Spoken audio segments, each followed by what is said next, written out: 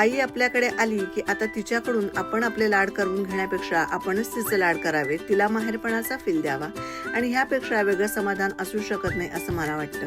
आईचा आणि माझा आवडता पदार्थ म्हणजे खरवस, त्यामुळे आई माझ्याकडे आली की मी आवर्जून तिच्यासाठी खरवस करते। जवळच्या इंडियन स्टोअरमध्ये हल्ली कामधेनू नावाची ही जुन्नू पावडर मिळते। खरवसाला जुन्नू असंही म्हणतात आणि त्या प्रोडक्टवर जशा इन्स्ट्रक्शन सूचना दिल्या आहेत त्याप्रमाणे तंतोतंत मी फॉलो केल्या। अर्धा लिटर दूध, त्यानंतर त्यांनी म्हटलंय की आयदर साखर घ्या किंवा गूळ घ्या, पण मी ह्या वेळेस अर्धा प्रमाण घेतलं होतं, साखर अर्धी गूळ अर्धी, आणि पहिल्यांदाच असा फ्लेवर मी सुद्धा ट्राय केला। माझ्याकडे वेलची पावडर नव्हती, तुमच्याकडे असेल तर ती जरूर तुम्ही ॲड करा। कुकरच्या भांड्यामध्ये फॉईलनी कव्हर केलं आणि कुकरमध्ये साधारण 20 ते 25 मिनटं हे सगळं मिक्सचर ठेवून दिलं।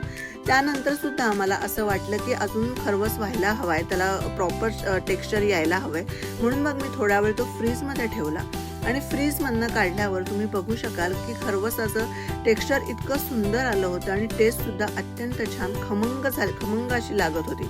तर मला हा फ्लेवर खूप आवडला।